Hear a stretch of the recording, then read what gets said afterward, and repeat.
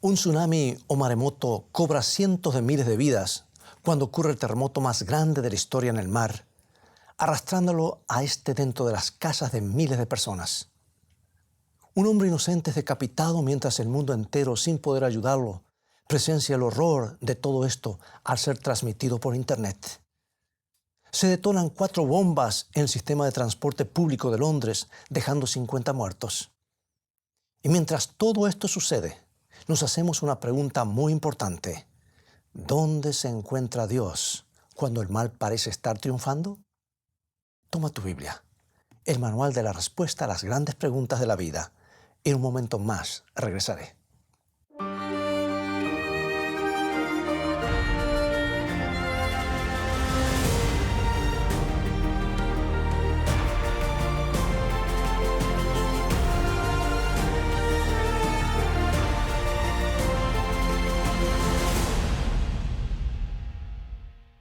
Permíteme presentarte una familia que tenía más que grandes problemas. De hecho, me atrevería a decir que la novela más leída ni siquiera podría comparársele. Primero, el padre era un estafador que engañó a su hermano y le quitó su herencia. Y como consecuencia se vio forzado a abandonar el país. Su matrimonio era un desastre. Tenía 13 hijos que eran de 4 diferentes madres y uno de los 13 era su favorito. Lo que pasaba era que José era más noble, más inteligente, incluso tenía mejor apariencia que el resto de sus hermanos. Y un día Jacob le dejó bien claro a su familia acerca de esto. La Biblia nos dice en Génesis capítulo 37, versículos 3 y 4. Y amaba Israel a José más que a todos sus hijos, porque lo había tenido en su vejez y le hizo una túnica de diversos colores. Y viendo a sus hermanos que su padre lo amaba más que a todos sus hermanos, le aborrecían y no podían hablarle pacíficamente. Bueno, quizás recuerdes la historia. La Biblia dice que Jacob, siendo anciano, le hizo una túnica de varios colores a José. Y esto es algo que nunca había hecho por los otros hijos. Pero este abrigo era más que una simple túnica. Era lo que hizo que sus hermanos no pudieran vivir con él. Ahora escucha esto.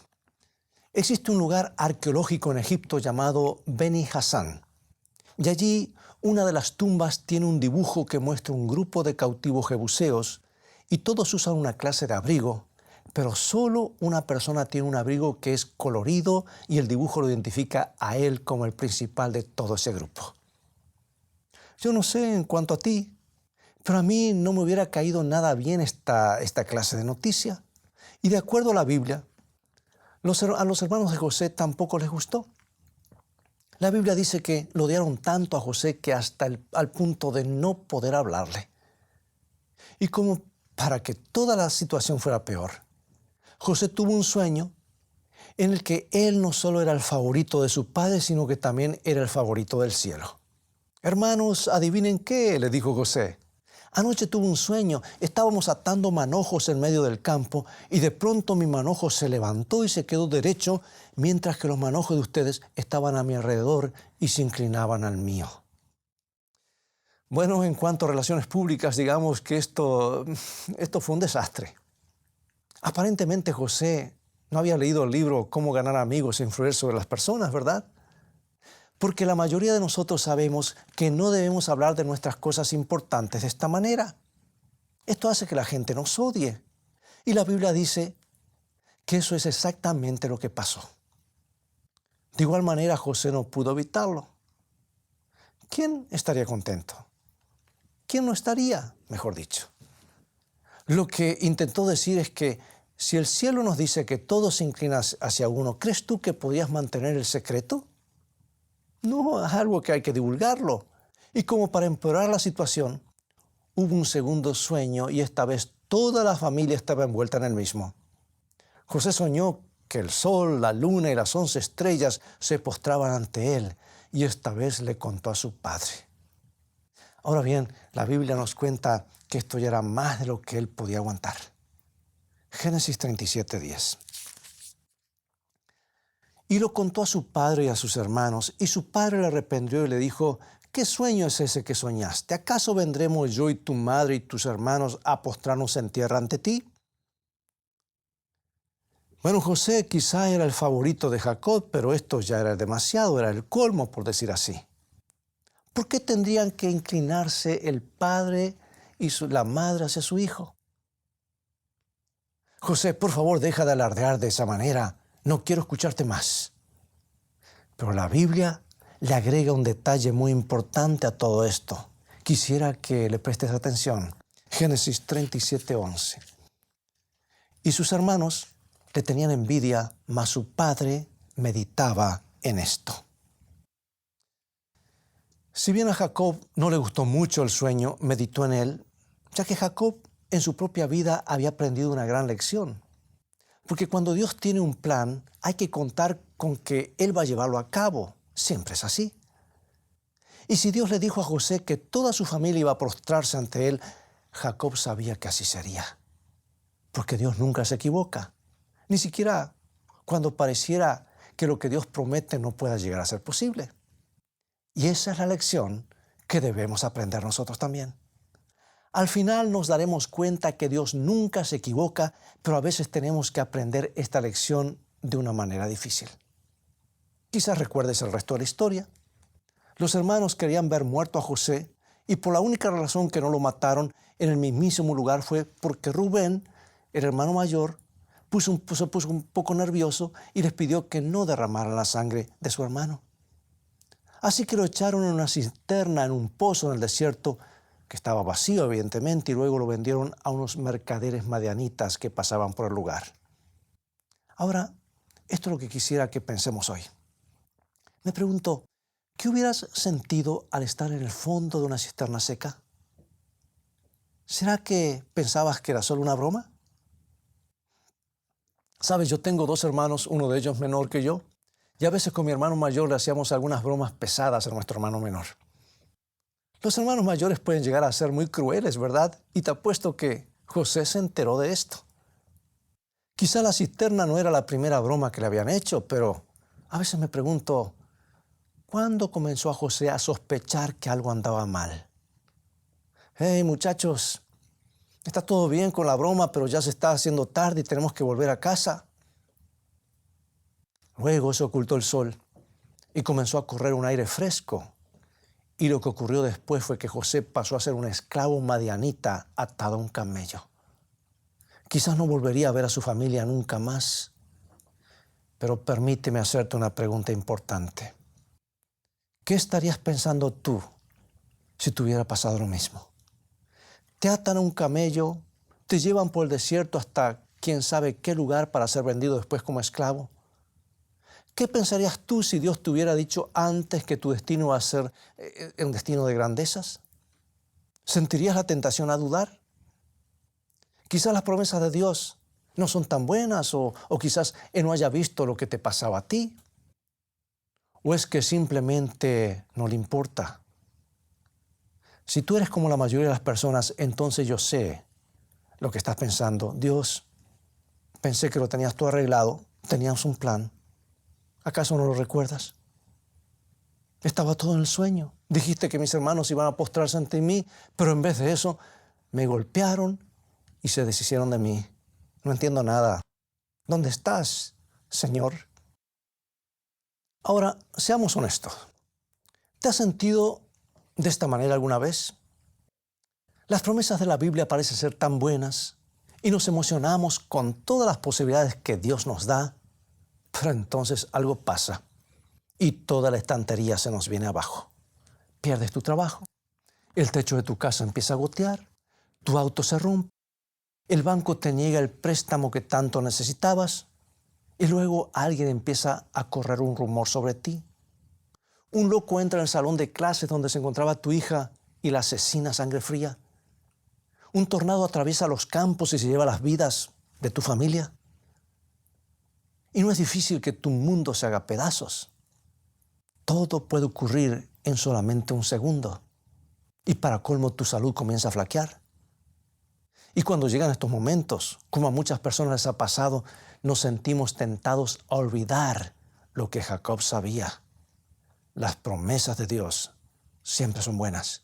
Aunque no entendamos cómo, Dios siempre hace lo que es mejor para nosotros, aunque no lo entendamos. Cuando a uno lo atan a la espalda de un camello o se encuentra en una inmunda prisión egipcia, es un tanto difícil creer que todos se postrarán ante uno. Y cuando se vive en el siglo XXI, aunque no haya más camellos o prisiones egipcias, siempre habrá otras cosas similares. Y a veces las circunstancias hacen tan difícil el poder creer que Dios está manteniendo su promesa. A veces las circunstancias nos hacen pensar si Dios todavía existe. La Biblia está llena de ejemplos de grandes personajes que comenzaron a dudar. Como ejemplo podemos mencionar a Job, un hombre que había perdido todo.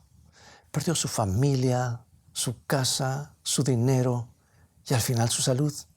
Y no tenía ningún sentido. Él había sido fiel a Dios y cuando había perdido todo vino a Dios con algunas preguntas. ¿Por qué, Dios? ¿Dónde estás cuando pasan todas estas cosas?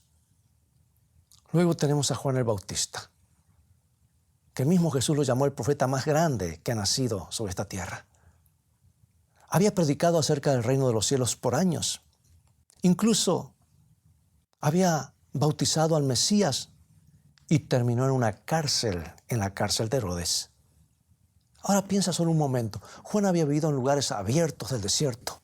Dormía debajo de las estrellas y ahora se encontraba en una pequeña celda en la que tendría que estar el resto de su vida.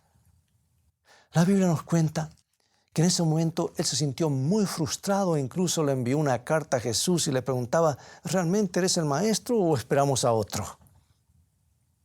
Ahora, si tú estuvieras en los zapatos de Juan, ¿acaso no te sentirías igual? Juan había predicado que el reino de Dios estaba cerca, pero ahora parecía que no era así. Y si hubiese estado cerca, entonces era difícil decirlo. Esto le pasa a todas las personas y supongo que a ti también te ha pasado. A veces todo se viene abajo y nos sentimos tentados a no creer en Dios y durante toda la confusión se hace difícil poder escuchar su voz. Y creo que hasta cierto punto le pasó lo mismo al profeta Ezequiel. Toda su vida había escuchado que los israelitas eran el pueblo de Dios. Esto es lo que los padres le enseñaron y lo que también le enseñaron en la escuela sabática y lo que cada israelita sabía. Pero si realmente era el pueblo de Dios, entonces, ¿por qué fueron esclavos a Babilonia por tanto tiempo? Luego Dios les habló de una manera inusual. Un día, dice la Biblia, Ezequiel estaba parado junto al río cuando vio algo extraño. Eran 4 criaturas y una misteriosa rueda en medio de la rueda. Y Ezequiel, al ver esto, lo encontró un tanto confuso. Es como que no tenía sentido, pero continuó observando y se dio cuenta que alguien dirigía esas ruedas. Ahora bien, se han escrito cientos de libros acerca de las ruedas de Ezequiel, capítulo 1. Y desde 1960 algunas personas han llegado a la absurda conclusión de que lo que vio Ezequiel era una clase de nave espacial de un extraterrestre. Pero si lees cuidadosamente tu Biblia, podrás notar que no había nada acerca de ningún tipo de platillo volador. Si te tomas el tiempo y comparas Ezequiel 1 con otros capítulos de la Biblia como Isaías 6 o Apocalipsis 4 y 5, descubrirás que lo que Ezequiel había visto era una representación gráfica del trono de Dios. De hecho, hay un versículo al final del capítulo 1, versículo 26, que dice, y sobre la expansión que había sobre sus cabezas se veía la figura de un trono. Lo que Ezequiel había visto tenía el propósito de enseñarle una lección, que aunque las cosas no parecían estar bien, Dios controlaba la situación. Dios tenía un plan. Quizá no tenga sentido para nosotros, al igual que no tenía ningún tipo de sentido el movimiento de las ruedas para Ezequiel, pero de igual manera había un plan. Observa, la rueda es un símbolo muy importante en las profecías bíblicas. Representa el plan de Dios trabajando en la historia de la humanidad. De hecho, en Santiago 3:6, Santiago habla del curso de la naturaleza y en griego se utiliza la palabra rueda. Una rueda representa el curso de la naturaleza. Representa la mano de Dios guiando el mundo. Dios le estaba diciendo a Ezequiel que tenía un plan. Las cosas parecían no estar bien, pero las ruedas todavía giraban. Dios estaba en control. Y sabes, cuando tu mundo se venga abajo, no te desanimes. Dios está incluido en su plan. Romanos 8:28. Y sabemos que a los que aman a Dios, todas las cosas les ayudan a bien. Esto es, a los que conforme a su propósito son llamados. La Biblia entonces nos dice que Dios tomará cada una de las piezas que componen nuestras vidas y las ordenará para bien. Él nunca dice que todo estará bien, porque obviamente no es verdad, pero de igual manera nos promete su ayuda para bien. Lo que tenemos que aprender es a permitirle a Dios que tome el control. Y ahí es donde Jacob tuvo problemas y donde tú y yo tenemos problemas. Las cosas siempre son para bien en las manos de Dios. Así que pregúntate, cuando la vida te dé la espalda, ¿cuál es el propósito de Dios? ¿Crees en Él? Entiendo que muchas veces es difícil, pero de igual manera tienes que preguntártelo siempre. Él promete que un día entenderás y aceptarás lo que Él permitió que pase. El joven José estaba atado a la espalda de un camello y parecía que Dios había cometido un error porque nadie se postraría ante algún esclavo o prisionero. Los sueños debían haberse equivocado. Pero cuando José estaba sentado en la prisión hubo otro sueño y esta vez lo tuvo el faraón de Egipto y a través de una serie de circunstancias llamaron a José para que lo interpretase. Y luego fue liberado y se encontraba viviendo en el palacio del rey. En solo un segundo toda la situación había cambiado. Así como todo tu futuro parecería estar perdido, todo puede dar un vuelco para bien. Y luego, de acuerdo con la Biblia, apareció un grupo de extraños y José no podía creer lo que veía. Eran sus hermanos y todos se postraron en el suelo exactamente en la manera que Dios había dicho que ocurriría. ¿Ves? Dios no se equivoca. Si Él promete algo, lo cumple. Si dice que podemos contar con Él, entonces contemos con Él. Y a medida que se desarrolla la historia de José, podemos descubrir que Dios tiene un plan que es muchísimo más grande del que podemos imaginarnos. Dios utilizó esta situación para evitar la gran hambruna que destruiría toda una nación. En Génesis 50:20, mientras sus hermanos temblaban atemorizados por la venganza que su hermano podría cobrarse, José les respondió así y dice esto, Génesis 50:20. Vosotros pensasteis mal contra mí, mas Dios lo encaminó para bien, para hacer lo que vemos hoy, para mantener en vida a mucho pueblo. Si tuviéramos la oportunidad de ver lo que pasa en el cielo y observar cómo Dios realiza las maravillosas obras, estoy seguro que descansaríamos tranquilos. Podríamos ver que Él está tratando de salvar a tantas personas como puede.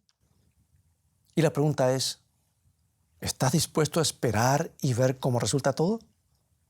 Porque quizá Él esté utilizando tu experiencia para salvar a personas que quizás no conozcas hasta el día en que estemos en el cielo.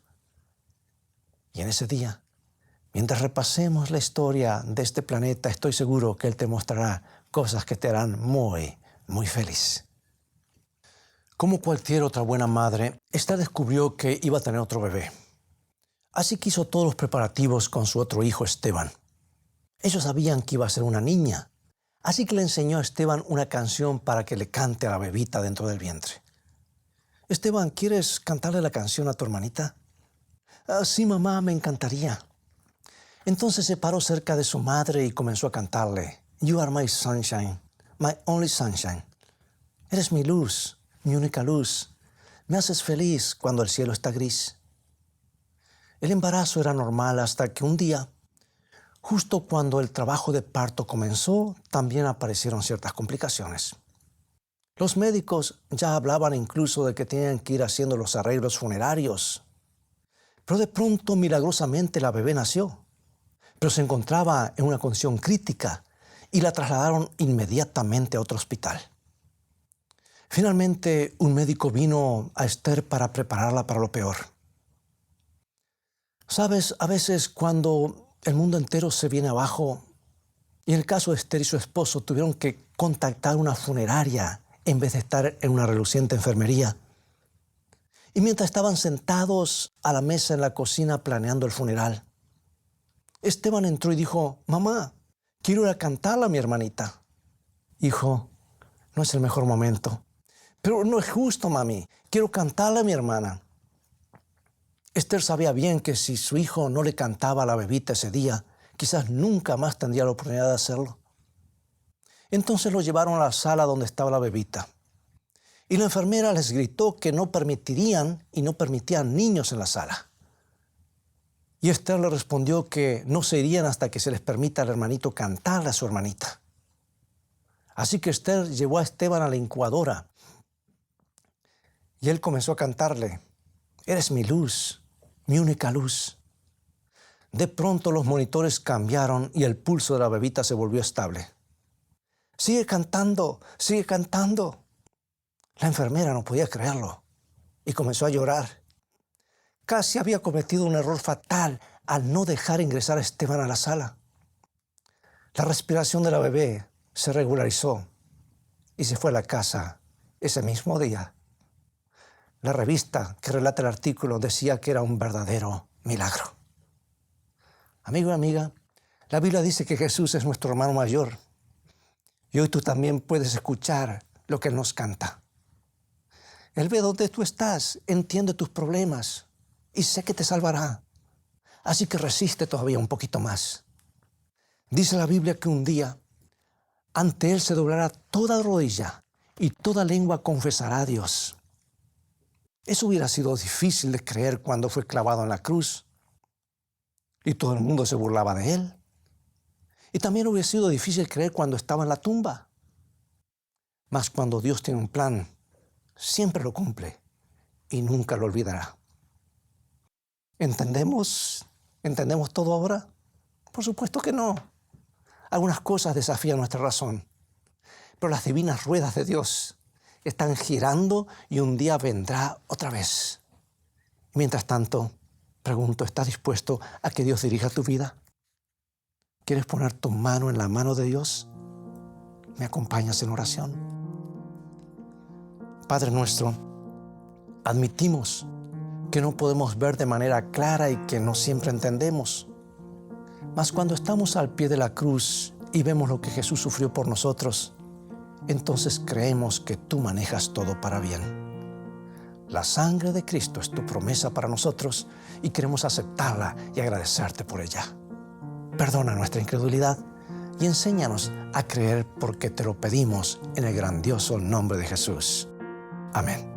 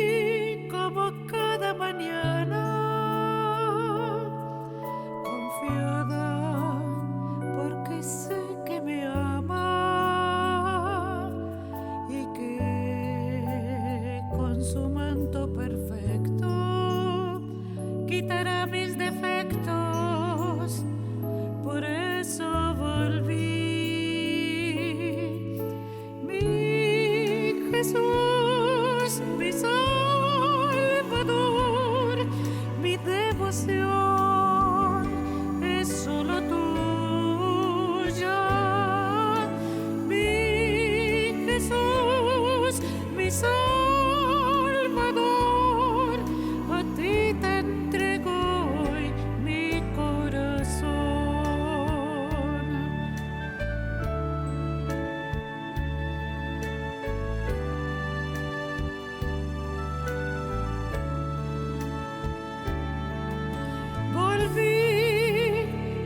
Jesús con mi llanto y Él me secó con su manto.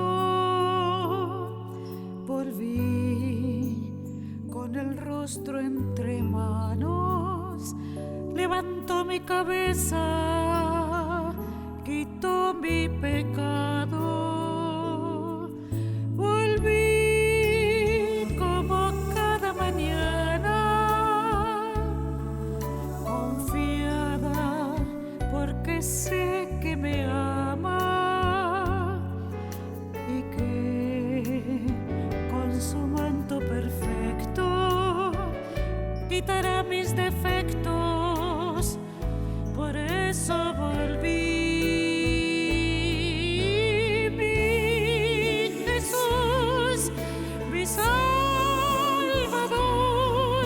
Mi devoción es solo tuya, mi Jesús, mi Salvador. A ti te entrego hoy mi corazón.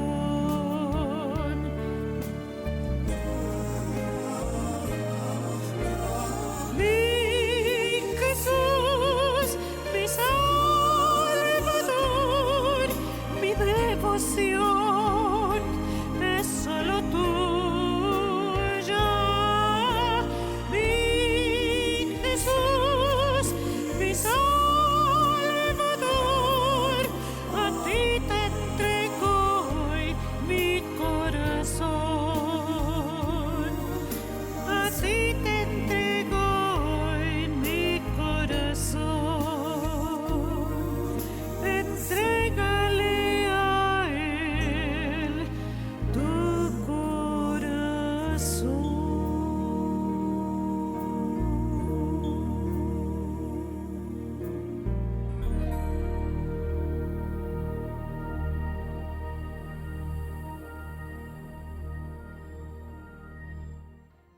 Amigos, es todo el tiempo que tenemos por hoy. Ha llegado el momento de despedirnos. Te invito a continuar estudiando los mensajes de esperanza de la palabra de Dios. Visítanos en nuestro sitio de internet, escritoestá.tv, donde podrás obtener una variedad de estudios bíblicos que te ayudarán en tu caminar diario con Dios. Y también aumentarán tu confianza en el Dios de lo imposible. Dios te bendiga y recuerda, escrito está, no solo de pan vivirá el hombre, sino de toda palabra que sale de la boca de Dios.